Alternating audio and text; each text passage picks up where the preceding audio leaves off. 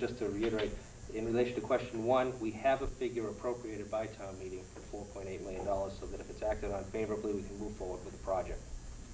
Question 2, the way that it's currently structured, we don't have favorable action from town meeting, therefore, we cannot move forward on the project until town meeting takes favorable action. And I'm trying to think what the time constraints are in relation to the debt exclusion vote and then a town meeting vote. Is it a year? It's from town meeting to the vote, I think it's 90 days. It used to be 45 days, now it's From town meeting to the vote, but I don't know what it is from the vote to town meeting. Right. You know, I think we have to, there are certain time constraints that we'd have to move forward on. Yes. I just have to ask this question. What happens if we go to town meeting and the numbers aren't accepted? Well, then you're back to square one. Okay. That's the dead issue. I didn't, Back to yeah, square. I didn't realize that. I mean, you have to have an appropriation by town meeting in order to go forward with any building project. So And then we're doing building this in projects, 2 steps as opposed to, we should have probably done it in 2. in the past, we have done it in 2. You Okay. go to town meeting first, get the appropriated amount, and then you go to the general public for a debt exclusion vote and move forward with the project. That's what we've done with the high school renovation 10 years ago. This is what we've done with the little school and the hood school renovations. We've gone to town meeting first, got favorable action, pinned down the number, and then gone to the other voters. In this particular case, the board saw fit to put this question forward for consideration of the general public.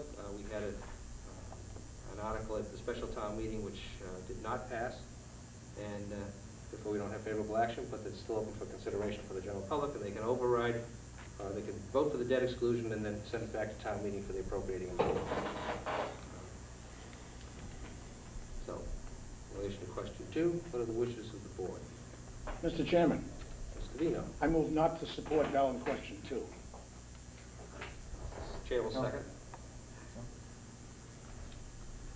For the purpose of discussion? Yeah, for the purpose of the discussion. Okay. On the motion to not support. Is there any discussion? Mr. Bacon? Yeah, I'll vote not to support this also because the plan that's set forward, I don't think that plan's a viable plan. It never was a plan that was meant to pass or be accepted by the community. It's not an acceptable plan at all, in any way, shape, or form. So I would vote against this. So you're, okay. Mr. Smith? Yeah, I concur. The plan that came forward was hand-drawn on a 9-by-11 sheet of paper. I didn't think it was professional at all, the way it was presented. It certainly wasn't the CCP's plan that originally was going to go before the school committee. And it's my understanding, in fact, I have in front of me the letter we got tonight, that CCP will be presenting an LD bachelor renovation plan tomorrow night in this very room at 7:30 for any of the public to attend and look at that plan. And I think, from what I've heard and what I've seen, that it's a plan that deserves some attention. I too agree with Mr. Bagan. This plan, the way it was presented, the cost, I believe was inflated cost for one reason or another. Why, I don't know, because if you look at all the numbers, you do all the numbers. I know we had checked with the modular classroom, different modular classroom companies that set up modulars, and the price that was presented by the school committee was like $80,000 to $90,000 a month for rentals, and the same cost we were getting them in around $30,000 and $40,000 cost factor. So I had some problems with it. It didn't get out. A lot of the information that we tried to get out didn't get out, and for those reasons, I have to vote against question 2, although I do favor a renovation of the bachelor school. And I think it can be done. I think it can be done for a number somewhere between $11 and $12 million, which I felt all along, that we happen to be in construction. We know the cost of items. We know not necessarily in these areas and preservation of old buildings, but I can't support Article 2, question number 2, the way it sets right now. But I do support the renovation of a bachelor school, so I will be in the no position on this one. That's where I'm at. Can I just get a clarification, because maybe Mr. Smith, if the town votes favorably on this, it would go to a town meeting, and then you just get an appropriation for whatever the plan is going to be for that particular site. Right. So and I don't mean to be putting words in your mouth, so what you're saying is you would rather get the appropriation at town meeting first, then go back to the voters for? Yeah, I would like to, before we asked anybody for an appropriation, I would want to know what the true cost, or what the estimated true cost of the building is, whether it's 10 million, 11 million, 12 million.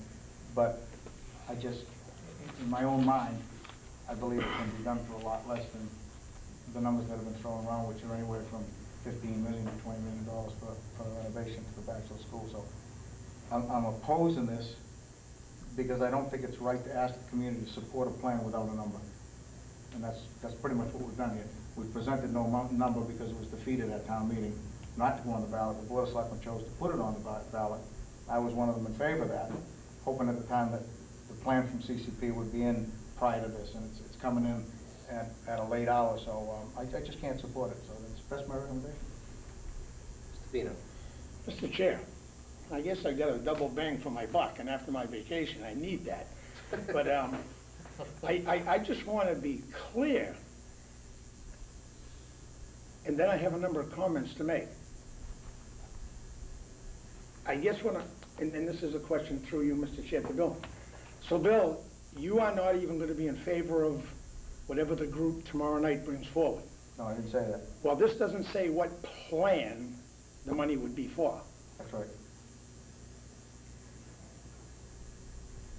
Am I correct? That's correct. Okay. Because there is no approved plan by town meeting. There was no approved plan at town meeting, Joe. Now, this would probably be an appropriate time for me to bring this up. Coming back from vacation, it was very interesting. I had numerous phone calls, et cetera, about and you won't hear me call it a plan, you'll hear me call it an idea, which I will explain later, that the Coalition for Community Preservation is bringing forward tomorrow night. Mr. Hannon had called me several months ago and had asked me to work together with him and be open on all information that has happened and keep everything out so everyone was informed of what was going on, et cetera, et cetera. That was the only phone call I've ever received from Mr. Hannon. Then I find out that there is a meeting tomorrow night in this room, and I'm doubly disturbed to hear Mr. Smith just say he's seen these plans. The rest of the Board of Selectmen has not seen these plans. The chairman of the board, and I'm not putting words in Mr. O'Leary's mouth, has asked to see these plans. It was refused. Now, I'm not saying we are special people in any way, but if this group truly wants to work with other boards and committees, we should have gotten these plans long before tomorrow night. At a minimum, they should have been here tonight. I'm sure we would have given them time to make a presentation. So I have to look at it this way. Maybe they don't even have an idea yet. Maybe they're still putting it together as early as tomorrow night. And it would not surprise me. What are they holding back? I don't know. They don't even know, in my opinion. There's talk of an architect. Who? What architect? Mr. Hannon stated, according to the newspaper, that he is never going to release the name of the architect, but, and I believe the paper said she, is a recognized architect. By who? By Mr. Hannon's group? Well, I don't think they're qualified to consider an architect as qualified. I want to know who. And this is a group that's not willing to release the name, but they're willing to tell us it's a creditable architect? I don't think so. Not in my opinion. And these are all my opinion also, ladies and gentlemen. This person has no credibility, in my opinion, because I don't know who it is. As a matter of fact, I don't even know if there is one. Give me a name, and then I'll believe you. Mr. Hannon has said that I wrote plan, I meant idea, will meet the edge specs, and I'm going to quote the paper, for all practical purposes. Under quote, the plan must meet the edge specs, period, not for practical purposes. I believe that wording was put in there on purpose so someone could say, Well, I said for practical purposes. I didn't say it was gonna meet the ed specs. Ladies and gentlemen, you have to look through these smoke screens. This is all this is. This is totally unfair to present any plans 1 week before the election, and in my opinion, this is nothing more than an 11th hour attempt again to sabotage the Swan Pond School. I spoke to many of my constituents on this issue, many of them. Some of them are upset that I'm in favor of the school. But you know what they're not upset about? That I'm sitting here telling the truth, and I'm telling it like it is. Some of them aren't gonna vote for the school, for whatever reason. And that is fine. But this does not give the, excuse me, Mr. Smith, but this does not give the appropriate boards and committees a chance to comment on their suggestions. Again, it's an 11th hour chance to try to sabotage this before we get to town meeting. In closing, I would like to request, and I know this will not happen, that the transcript not cover the meeting tomorrow night. It is not worth the paper you print it on or the ink you used to print it. And that is my personal opinion. It has no credibility, and it is not worth what I just said. This surprise idea may be nothing but an idea. And in closing, I'd like to say, please remember what I said several months ago, ladies and gentlemen, that a plan is a creditable plan with no names hidden by a creditable architect. Everything is up front. An idea is an idea with no figures attached to it other than, I think it will cost. I am extremely upset at this attempt again to do this. And, you know, I do say to everyone, vote how you want to vote at the polls. Do not let this muddy the waters and get everyone all confused again. I do realize that the transcript will probably cover it, but I'm just personally requesting that they don't. That will sure take the wind out of this sabotage movement by this group. And I want to see a plan by a creditable architect with a name on it, so then I know the figures can be true. Thank you very much. Mr. Baker. Yeah, I'd like to respond to some of Joe's points. One about the architect. The architect seems to be the focal point here. This is not a feasibility study. As you said, it's an idea, it's a plan that's coming forth. It's been designed by a credible architect. The architect's name is not coming forward because of what happened with Mr. Alexander, and he was supposed to be part of the original Batchelder plan. He was pushed aside. He was not consulted as he was supposed to be with Todd Lee, and that's why, quite frankly, architects would shy away from having their name used in association with this plan until it comes to fruition.